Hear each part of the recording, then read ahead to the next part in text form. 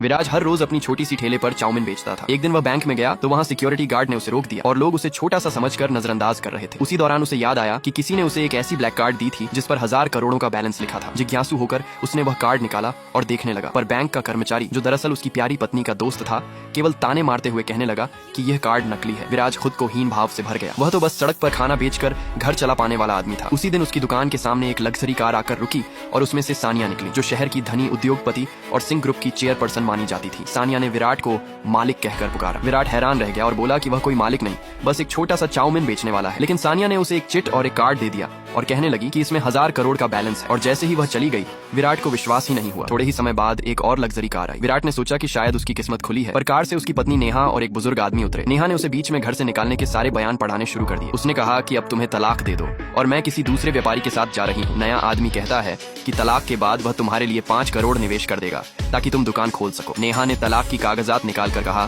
कि विराट को घर से बाहर कर दिया जाएगा। विराज का दिल टूट गया। शादी के सालों में उसने परिवार के लिए हर मेहनत की थी, पर अब उसका अपना ही घर उसे ठुकरा रहा था। रात को जब वह सामान समेटकर घर लौटा तो उसकी सास और नाना भाई उसका सामान बाहर फेंक चुके थे। भीगे हुए और उदास लोक में वह बैंक के पास से गुजर रहा था। तभी बारिश शुरू हो गई और उस समय वही दृश्य हुआ जिसका हम पहले उल्लेख कर चुके हैं। नेहा की बहन बोली कि वह ब्लैक कार्ड दिखाकर बैंक में शोर कर रहा है और यह अपराध है। विराट ने यह साबित करने के लिए सानिया को फोन लगा दिया कि कार्ड सच है या नहीं। सानिया को यह सुनकर गुस्सा आ गया। उसने तुरंत बैंक की ओर निकलने का निर्णय लिया। बैंक में मौजूद लोग पहले ही विराट पर मजाक उड़ा रहे थे और कह रहे थे कि अगर सचमुच उसके पास 1000 करोड़ होते तो नेहा कभी उससे अलग न होती। पर जैसे ही सानिया वहाँ आई, लोगों की सारी हंसी रुक सी गई। नेहा जो हर बात पर उड़ती सी हो जाती थी, उसे अब विश्वास नहीं हुआ। उसने मोबाइल पर अपनी सहेलियों से बात करके सुना कि विराट सचमुच सानिया को जानता है और कार्ड असल में 1000 करोड़ बताता है। नेहा को लगा कि शायद कोई मजाक कर रहा है। आखिर विराट के पास 10 रुपए तक नहीं थे। बैंक में सानिया ने विराट को एक प्रतीकात्मक डॉक्यूमेंट सौंपा। कहा कि यह सिंह ग्रुप के अध्यक्ष होने की निशानी है। उसने उसे एक कार भी दे दी और बताया कि 3 दिन बाद वह औपचारिक रूप से समूह का प्रमुख बनकर कार्यभार ग्रहण करेगा। उस दिन वह एक बड़े भोज का आयोजन करेगा जिसमें शहर के तमाम प्रमुख लोग आएंगे। समाचार फैलते ही शहर में हलचल मच गई। जिन लोगों की नजरें नई ताकत पर टिकती हैं, वे सब उस नए मालिक के सामने